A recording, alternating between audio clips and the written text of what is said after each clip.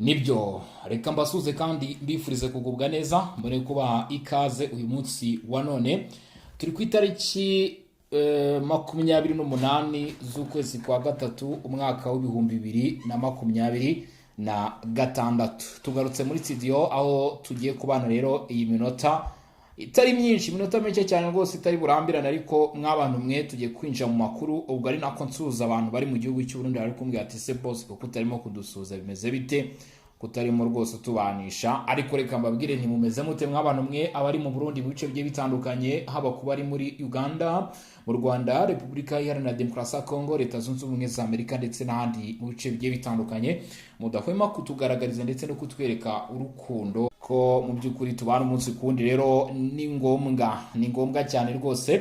Hanyuma rero n'abari mu bice bitandukanye mwese sava bravo kabisa kugenda mudukurikirana ibyiza kandi n'iby'agaciro. Ari nakumbwira abantu gukanda like cyangwa se share, ari nakumbwira abantu gukanda subscribe cyangwa se s'abone muri rusange. Ubundi ibindi nta kindi muwamusabwa no guterekana kuri John Mfundi tukabana mu makuru. Nari nabikomojeho kuri Barore TV, abantu bamwe kabisa mwagiye mubitera icyumviro, bamwe mwabashije kumvaho uko byifashe, ko ndababwira nti turaza kunyarukira no kuri Region Info masari imbere ubwo amakuru akomeje kugenda yisukiranya ari menshi. Dukurikirane ibyi operation, dukurikirane ibyamakuru rwose. Igisirikare cya leta Repubulika Iharanira Demokarasi ya Kongo FARDC ndetse n'abazalendo, yaba bashyigikiye nanone n'ingabo z'u Burundi, waba ushyigikiye ingabo z'u Burundi, waba ushyigikiye abazalendo, waba ushyigikiye FARDC, tera gatebe ahantu bita Minova. Inzira urimo yose uzi ko FARDC iri buze kwanyura cyangwa se wazalendo nibo bari kuhagera bwa mbere berekeza Minova, tera gatebe witegure kubakira kuko ubu tuvugana ni muri kilometero nkeya cyane, kuko iyo se wambukiranya ngaha utiri uzamukiza Bweramana ngo kubitira ngaha za Sake ni kilometero 20 cyangwa se 20 zonyine, kugira ngo ubu maze kugira mu mujyi wa Goma niho abarwanyi ba 23 bavuye. Ibi bintu M23 iri kwikururira nagiye mbivuga kenshi cyane nti bishaka kuzayigora yumvaga ko ari ibintu biyoroheye cyane cyangwa se ari siyasi iri gukina, igasanga ubundi hari imikino, hari ibyo bitanga imikino y'abana. Intambara nta mikino y'abana izamo. Ndagira ngo mbwire ko rero ngubu tuvugana update zari cyangwa se amakuru ahari nizeye 100% nyuma yo kuva Rubero, nyuma yo kuva Warikare, ubu tuvugana muri teritwari ya Masisi niho hari hatahiwe babarwanyi ba FM23 bamaze kuva bita Minova, kabisa aka gace ko muri teritwari ya Karehe. Ariko kandi nanone abenshi bazavuga ko n'ubundi iyo ugenekereje nanone ushaka no kuvuga ko aka gace na wana kabarira muri teritwari ya Masisi, kuko n'ubundi kaba kari hano mu mujyi wa Goma gasa nkaho kitegeye kuri Masisi. Aka gace rero nako kari kamaze iminsi rwose, ntabwo ari igihe gitoya cyane, ngira ngo murabizi ubwo imirwa n'imiba za Masisi centre ubwo twavugaga urugamba rwa Ngungu nibwo Minova nayo rwose yarimo ifatwa. Ifatwa rya n'ubundi ryabaye igisobanuro gikomeye cyane kuko byabaye irimbuka ku mujyi wa Goma ubwo FARDC ari imisokamo. Ubu uyu munsi rero ikintu ugomba kwamenya ari nayo mpamvu nshaka gutangira kuvuga nti mutangire muvuge noneho bimwe twajyaga tuvuga, ibi noneho si amagambo. Mutangire muvuge buti mutereje muvuge muti Goma tombe. Mwashatse rwose mwatangira mukatangira kubivuga kubashyigikiye FARDC, bikanabongera courage kuko ubu ngubu iyi myanya ya 23 iri kugenda isokamo iri kubakurura ishyano rikomeye cyane. Minova tariki 28, ako kantu reba ahantu kandika tariki 28 z'ukwezi kwa gatatu 2026 M23 iyisotsemo rwose maguru adakora hasi, isotsemo itareba inyuma ku gitutu cya Leta Zunze Ubumwe za Amerika ku busabe bwa Repubulika Iharanira Demokarasi ya Kongo kukubahiriza amasezerano ya Washington. Aba basore babashije kuhava. Abiteguye rero kwakira wazalendo ndetse n'abiteguye kwakira FARDC n'abiteguye kwakira FDNB, muraza gusasa ibikoyi, muraza gusasa ibitenge, ibikoyi cyangwa se ibitenge, mwakira aba banwanyi bagenzi banyu kuko barimo baragenda baza gake. Uko M23 isoka abahungu nabo bari hafi aho ngaho, ntago navuga ko barekinze, ahubwo biteguye gukaba kugira ngo umutekano w'ibi bice uze kurushaho kugenda neza kabisa, nta kibazo na kimwe kibaye. Kuko urumva abaturage niba igice kitari mu maboko y'inyeshyamba kamem kigomba kuba kiri mu maboko ya guverinoma. Kandi Leta Zunze Ubumwe za Amerika ngira ngo murabyibuka ejo bundi Mossad Baruzi mu mu kanama k'umuryango w'abibumbye gashinzwe kwita ku bijyanye n'umutekano basabye ko M23 yabivuze ku mugaragaro, aravuga ati inyeshyamba, yavuze ingabo z'u Rwanda zivuye mu bice zigaruriye, inyeshyamba zisubira inyuma zihigamire ubutegetsi bwa leta ya Kongo. Ubu rero iki nicyo gihe ngo tubone FARDC yicara Minova. Igihe cyari kigeze ngo tubone abasore ba Wazalendo bongera kurya ifi y'ahangaha mu kiyaga cya Kivu, bayirobye ahangaha rwose za Minova, bayirobye ahangaha mu bice bya za Minova, bongere batembere za Bweramana, bongere barebe ikirere cya Masisi centre. Ariko ikintu gitunguranye cyane cyangwa se kimwe mu bintu rwose bamwe bari kuvuga bati giteye umujinya kuri M23 n'ukuntu aba barwanyi ba M23 bagize batya bakarwana na sekurwana, abenshi rwose bakasiga ubuzima, si ukwasiga ubuzima bagasizora, ariko mu gihe bigeze kuvuga ngo bahave, FARDC irimo irafata rwose nyine. Nibyo niba bati nyine ufata iwabo cyangwa se ugiye iwabo nta umutangira, niko biri kugenda, nta muntu ugomba kubatangira kabisa. Imvugo noneho ni bimwe bavuga ati mvuga ibaye ingiro. Rero nicyo nari ndimo mvuga cyangwa se nicyo nari ndimo kugenda nkomozaho gake gake. Mwitegure ko ubu Minova igiye gutahamo Wazalendo, mwitegure ko ubu Minova igiye gutahamo FARDC. Kandi Minova ntabwo ari ikintu kiri aho ngaho gusa, nuvuga ngo hari ibice byo strategique ku bindi bice.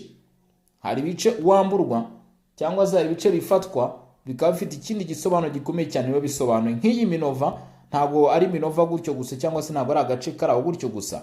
Ni Minova ifite igisobanuro gikomeye cyane ku mujyi wa Goma, ni Minova ifite igisobanuro gikomeye cyane kuri Masisi centre, ni Minova kandi nanone uza kuza ahangaha ugasanga ifite igisobanuro gikomeye cyane kuri izi za Ngungu na za Masisi centre, ndetse wakubitira no muri Karehe, ugasanga no muri ibi bice bya Kavumu ifite igisobanuro gikomeye cyane, kuko ubwo ngubwo Minova mu gihe bamaze guhitakaza tayari kwa kundi bajyaga bidegemza berekeza aho bita Bukavu.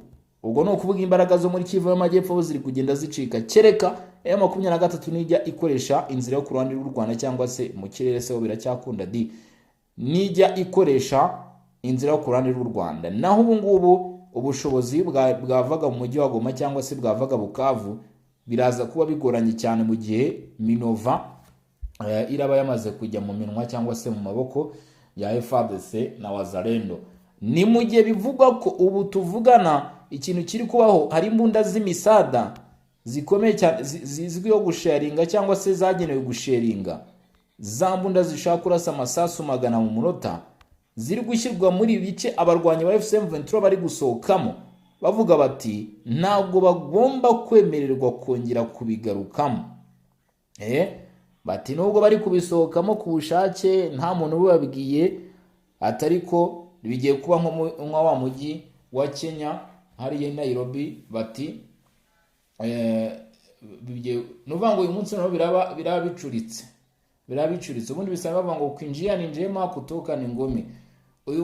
Uyu munsi biraza kuba kutoka ni njema ariko kwinjia ni ngumi. Niko bigiye kugenda ahangaha rwose muri bice abarwanyi ba FC23 barimo kugenda basohokamo. Ababyumva nkanjye mukandireke, kandi ikintu ndimo ndabona ntago biza gutera kabiri iya FC23 itagize ibindi bice itangiye kugabamo ibitero cyangwa se yifuza gusubiramo, ikirengagiza ko uyu munsi ikoze icyo gikorwa.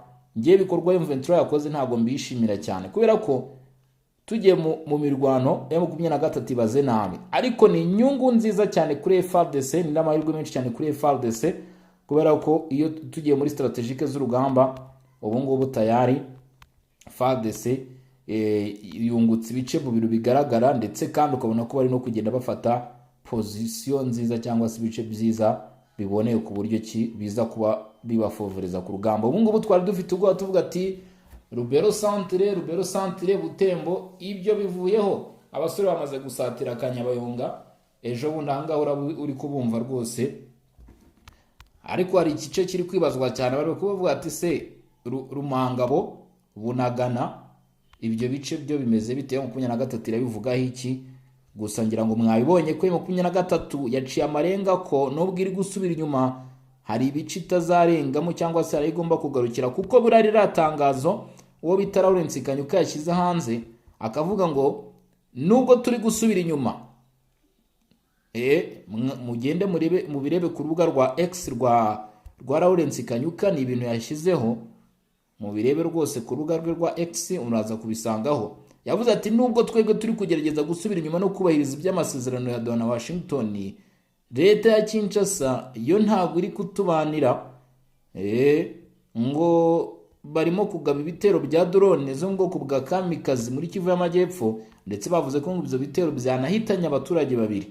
Reka nkubwire agace Lawrence Kanyuka yaje gutangaza avuga ati ibitero bya drone biri kwavugwa ni karahabutaka. Aho bita Mikenke rero ngo kamikazi zikomeze guhakora ikintu bita mu by'ukuri kwarasa ku buryo bukomeye cyane ko zaterime za sharing na avegrema zagiye he. Bati rwose bari kwarasa ku buryo buteye ubwoba mw'abantu mwe kugeza kuri ubu ngubu nuko bimeze. Nababwiye ni M23 nibitangiye kuvuga gutyo bivuze ko ibice yari yarabaze gusubira inyuma imaze kubigezamo mu rwego rwo kwerekana Leta Zunze Ubumwe za Amerika ko iyo iri kubahiriza ibyo yasabwe. Ubu rero icyiciro kigezwe cyangwa se ikintu kigiye kubaho, niba ushaka kubisobanukirwa cyangwa se kubyumva neza, icyiciro kigiye kubaho nuko noneho aba barwanyi bagiye kuza bavuga bati twe twasubiye inyuma dukora ibyo mwadusabye, atariko ntago mu by'ukuri nta kintu na kimwe murimo gukora mwebwe, atabwo mukomeje imirwano. Ari byo bahise bavuga kuri iyi mirwano. Kimwe mu bindi bintu ugomba kubamenya cyangwa se ugomba ko wasobanukirwa kugeza kuri ubu ngubu, abarwanyi ba FC23 barimo gutegura nyine, hari amakuru avuga ko barimo gutegura ibitero Crimea, ariko niba bari gutegura ibitero Crimea bakaba bagabanyije imbaraga Minova cyangwa se bakaba barekuye iyi Minova, nkeka ko biraza kubagora ku buryo bukomeye cyane. Biraza kubagora kereka niba ibyo bashakaga barabibonye. Nanone ibyo ngibyo nabyo birashoboka, ariko uyu munsi uramutse uri gutegura urugamba Crimea ugatakaza ingufu wari ufite Minova, ugasanga ko FARDC igiye kujya none ivuga iti uraza gutera nibyanye bavuga ati watera ingume bakureba mu mpyiko bazimene. Nicyo kintu cyaza kuba kuri M23 gutera Crimea yamaze kurakura iyi Minova, kuko bahitanye n'impyiko bazangiza kabisa. Nuko babyifashe mw'abantu mwe ntabwo byoroshye, aho urugamba rugeze mu mahina cyangwa se ni mu mibare myinshi cyane, yaba uruhande rwa 23 ruri mu mibare myinshi cyane, yaba uruhande rwa leta narwo nuko bimeze, nabo bari mu mibare myinshi cyane. Reka rero nkubitire n'ubundi kuri amakuru wagira ngo nari mbizi ahantu bita Crimea, nkubwira amakuru ari guturukayo atugezeho izi masaha make yatambutse rwose kubirimo kuvugwa hehe, aho bita Crimea wambutse uvuye ahangaha bita Uvira ni muri Tanganyika. Biravuga ko ngaho rero ibintu bigiye kuba noneho mw'abantu mwe, ibintu bigiye kuba birakaze. Ubu igisirikare cya leta ya Congo FARDC muri za uniform zabo nshya z'aba special force, muri za uniform zabo nshya z'aba special force bagaragaye ahantu bita Crimea ari benshi cyane, ndetse ngo nabamaze kuhagezwa. Aba bamaze kugezwa Crimea ngo bari bafite impuzankano zimwe nshyashya, n'uvuga ngo hari impuzankano nshya zazanwe ahangaha nk'uko byakomeje kugenda bivugwa, ziri kwambarwa nyine n'aba special force. Abangaba rero nibo bageze ahangaha nyuma yuko bivugwa ko M23 ngo burango yifuza no gukubitanga rwose, ngo nubwo mu ndi gusubira inyuma burango irashaka uyu mujyi wa Uvira, burango yagiye uhiga kenshi rwose ngo yongere bufate, ndetse ngo ikanashaka Crimea cyane. Ariko ibyo ntabwo bibahesha cyangwa se ntabwo baha amahirwe nyine yo kubifata, kuba babishaka ntabwo baha amahirwe yo kubifata. Bati rero ahangaha igitunguranye cyangwa se ikintu giteye abantu, kimaze gutera abantu benshi ubwoba, ni uburyo ngo hamaze kugaragara special force nyinshi cyane. Iyo tuvuze special force ni abasirikare badasanzwe, abangaba baba barindwa mubi, ntabwo aramenyekana impamvu bageze ahangaha, ariko birakekwa ko nyine ubwo baje kurinda umutekano, ko nta kindi kintu ingabo zikora, nta kindi kintu abasirikare bashinzwe gukora. Ntabwo batera ibigori, ntabwo bahinga ubunyobwa, ntabwo babagara ibishyimbo. Baje kugira iki? baje kurinda umujyi. Nyuma yuko bivuga ko ngo ari bamwe mu bajenjeka, ubu abasore kabisa bamaze kwitegura kuhagera. Ese abangaba nabaje gucungura hari ikintu abantu benshi bari kugarukaho, bari kuvuga bati biranashoboka ko aba basirikare bari kuvugwa muri iki gice baba ari abagiye kuhaza hanyuma bakinjira muri ibi bice bya Kamanyora, za Katogota, ahangaha muri Mwenga aho bita za Ruhinja, ndetse n'ahandi na Bukavu n'ubundi bwikagenderamo, bakajyamo uyu mutwe wa 23 utasubira inyuma bakawukoramo, kuko ubundi rega igisirikare cya leta ya Kongo cyari cyaratanze umugabo. Kimaze gutanga umugabo, bwajyaga bwiga mu mibare ngo ni ugutanga umugabo wa 9. FARDC yari yamaze gutanga umugabo wa 9, kuko yo yatangazaga yuko yahagaritse imirwano. Ibyo ngibyo bamaze igihe kinini cyane babitangaje cyangwa se babivuze. Bamaze kuvuga ko bahagaritse iyo mirwano, icyaje kubaho nuko kugeza kuri ubu ngubu M23 bavuze ko iyo ikomeje imirwano, nubwo ubona kugeza uyu munsi izi nyeshyamba zirimo ziravuga ziti twebwe ahubwo turi gukora ibyo dusabwa, uruhande rwa leta nirwo rutari kubikora. Buri bitero bya drone byose mubona M23 bivuga, leta ya Kinshasa ura ntabwo ibyemera, ivuga ko bidahari. Ubwo ibyo rero kuri M23 ni ikibazo gikomeye cyane. Uyu munsi nisubira inyuma gutya ikemera kugaragaza intege nke, mu kanya ikagaruka irwana, biraza kubabera ingorabahizi, ku buryo budasanzwe rwose. Ari nayo mpamvu wumva ibyo bice FARDC irimo irahita izana aba special force nka gutya, ikavuga iti musubire inyuma, ariko nanone murongera gukora irindi kosa, nta tolerance iza kubamo. Nta tolerance iza kuba irimo rwose. M23 ibi bizi neza, ibi bisobanukiwe neza, tolerance yo iraza kuba yarangiye. Rero ngira ngo murumva uko byifashe mu mujyi wa Goma. Ibintu byabaye ibindi. Uti kubera iki? Uwo bita Bertrand Bizimwa ati tware kuyimfungwa, atari ko mwebwe ntago murimo kurekura imfungwa. Twasubiye inyuma, mwanze gusubira inyuma. Twagerageje kubahiriza amasezerano yo guhagarika imirwano, mwe ntimwabikoze. Kinshasa ihita iceceka. Uwo bita Bertrand Bizimwa mu butumwa yatanze akomoza ku bijyanye n'aya masezerano, n'ubundi nanone bwaje kugaruka na bamwe mu bayobozi ba 23 mu biganiro byabaye Goma n'itangazamakuru, aho meya w'umujyi wa Goma yavuze ko FCM 23 iri gukura ingabo zayo muri Rubero mu rwego rwo kubahiriza amasezerano ya Doha no guhagarika imirwano. Ariko yirengagiza ko ntabwo ari icyo gice cyonyine gakigo, ni ibice byose bigomba kugira iki gusubizwa inyuma. Nyamara nubwo bari kuvuga gutya, leta ya Kinshasa yamaze kubatega agatego. Ibi babivuze leta ya Kinshasa yamaze kubatega umutego uteye ubwoba. Uti kubera iki? Uwo bita Tracy Kaikwamba Wagner, minisitiri w'ububanyi n'amahanga n'ubutwererane wa Repubulika ya Demokarasi ya Kongo, yamaze kuvuga ati turashaka ko ikibuga cy'indege mpuzamahanga cya Goma gifungurwa, abaturage bagatabarwa. Kuko kugeza kuri ubu ngubu cyangwa se kugeza isaha, abaturage babayeho mu bubabare, abaturage babayeho mu buzima bubi, abaturage babayeho mu bwoba. Ati rero turashaka ko iki kibuga byanze bikunze, tutitaye ku ugifite indege zishinzwe gutwara ubufasha. Ati byaba kumanwa nk'uko M23 yagiye bisaba sava bikorwa, ariko tubone ikibuga cy'indege mpuzamahanga cya Goma gifunguwe. Iyi Kinshasa itangiye kugira iryo, none nabonye bagira batya bahita bajombamo akantu ngo k'Ubufaransa ku biganiro byabaye ku itariki 30 Ukwakira 2025, bavuga bati ko twakoze ibiganiro hagatanga amafaranga, kuki ikibuga cy'indege mpuzamahanga cya Goma kidafungurwa ngo abaturage babone ubufasha.